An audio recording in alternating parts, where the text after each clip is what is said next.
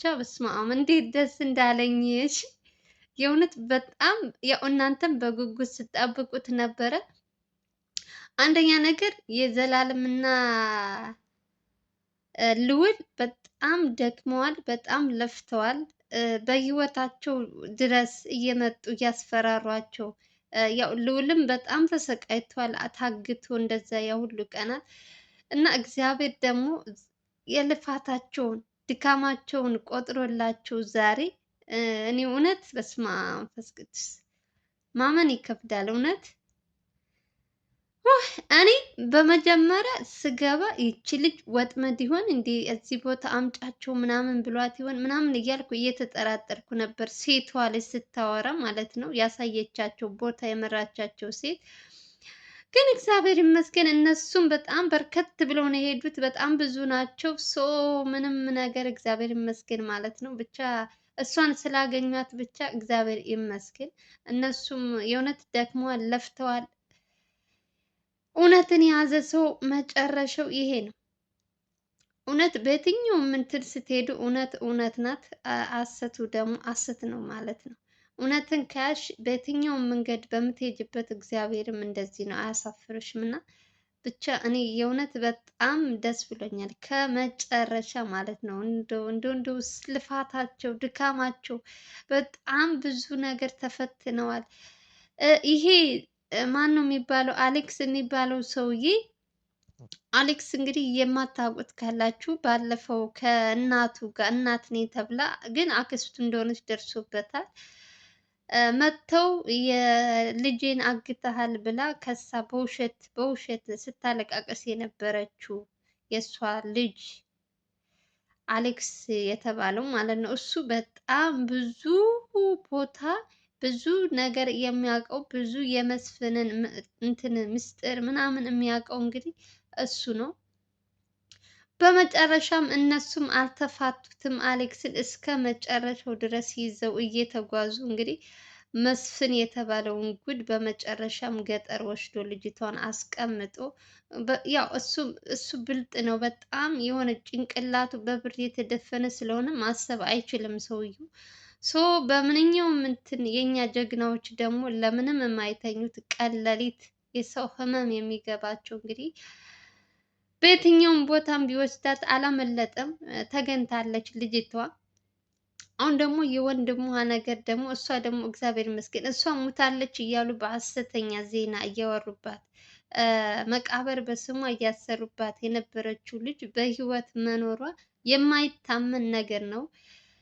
ወንድሟን ደግሞ እግዚአብሔር ልክ እንደሷ እንደው አንድ ቀን እግዚአብሔር ቀኑ ሲደርስ ሰዎች እኛ እንቸኩላለን ለነገር በሙሉ ግን እግዚአብሔር ደግሞ በቀኑ እንደዚህ ነው። በቃ በጣም በጣም በጣም እኔ እውነት ዛሬ በጣም ነው ደስ ያለኝ። አንደኛ የእሷ ተንገላታለች 2 ዓመት ምናምን በጣም ይሄ ሁሉ አመት ለገንዘብ ብሎ ነው ያሰቃያት። ሁለተኛ ነገር ደግሞ የዘላለምና የልዑል በጣም ተሰቃይተዋል።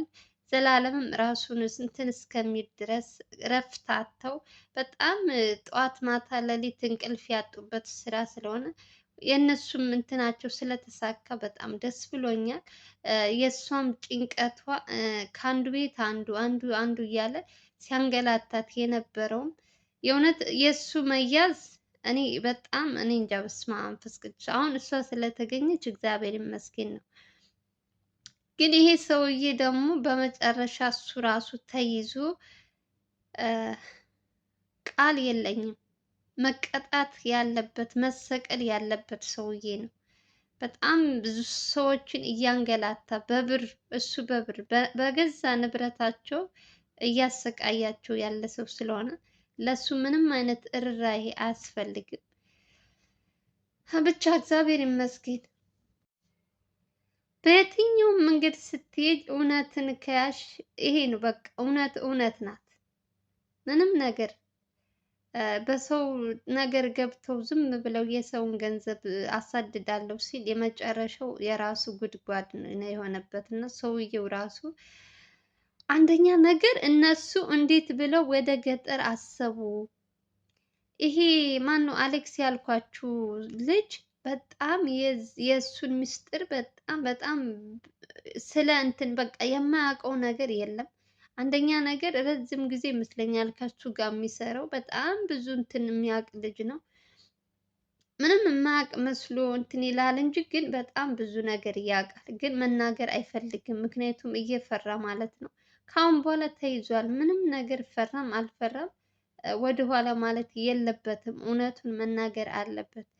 ወንድሟም እርግጠኛ ነኝ ይሄን ሰውዬ ቢያስለፈልፉት የት እንዳለ የሚናገር ይመስለኛል። ምክንያቱም ይሄ በጣም ብዙ ነገር የሚያውቅ ነው። ስታዩት እስካሁን ድረስ ከሱ ውጭ ሌሎቻቸው ትንሽ ትንሽ ነው፣ ብዙም እንትን አያውቁም።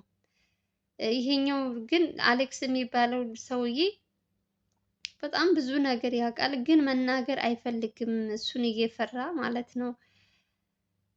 ይሄ ወራዳ ማለት ነው። ግን ዙሮ ዙሮ መሀሌትን ስላገኟት ዛሬ የመሀሌት ደስታ ነው። ደግሞ በቀጣይ ደግሞ እነሱን ወንድሟንም እንደሚያገኙት ተስፋ እናደርጋለን። ምክንያቱም ከነሱ አንድ ነገር ከያዙ የመጨረሻ ድረስ እንትን ሳይሉ አይተውትም። የወንድማችንም እንዴት በምን አይነት ሁኔታ እንዳለ እስካሁን ድረስ በሱ ነገር እየተነሳ አይደለም። ሞቷል ወይ ምናምን ብሎ በሱ እየሰራበት እንትን የለም። በመሀሌት ብቻ ነበረ። ሆነም ቀረም ግን በጣም ደስ የሚለው ነገር የእሷ መገኘት ብቻ ነው። እሱም እግዚአብሔር ይመስገን በህይወት እንዲኖር እንመኛለን። ጸሎታችን ነው። ዘላለምና ልዑልንም ክፉ ነገር አይንካችሁ። እግዚአብሔር ከክፉ ነገር ሁሉ ይጠብቃችሁ። የእናንተ ልፋት የእናንተ ድካም ነው እዚህ ውጤታማ የሆናችሁበት ቀን ነው ዛሬ። ስንት ቀን የለፋችሁበት። ዘላለምም እንደዛ ከሚስቱም ምንድነው ጓደኛውም ከምንም መድኃኒት መርዝ ተመርዞ እስከ ለመሞት ድረስ ያዘጋጀለት በእነዚህ የመጣ ነው። እንትናም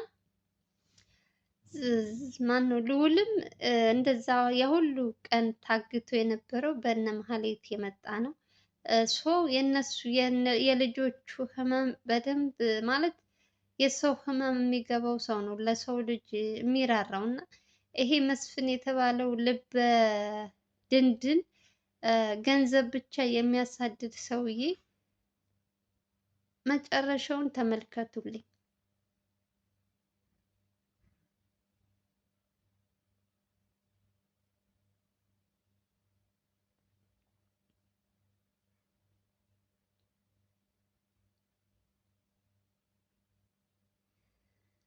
ብቻ እግዚአብሔር ይመስገን።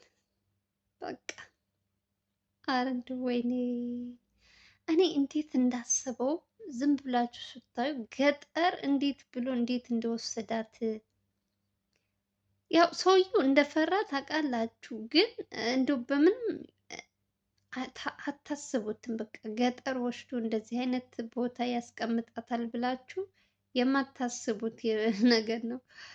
ብቻ የዚህ ሰውየው ስራው ራሱ እንደ እንትን ነገር ነው። ይሄ ምንድን ነው የሚባለው? እንደ ሽልጥልጥ የሚሽለጠለጥ ነገር ነው። እንግዲህ መጨረሻው ለራሱ የራሱ ይዘን ካሁን በኋላ ለራሱ እያንዳንዱ እስካሁን ድረስ ለልጆቹ ያደረሰባቸውን ችግር መቀጣት አለበት። እንደዚህ በቀላሉ የሚተው ሰው አይደለም። የእውነት እያንዳንዷ ነገር ምንም በማያውቁት እየተሰቃዩ ነበረ።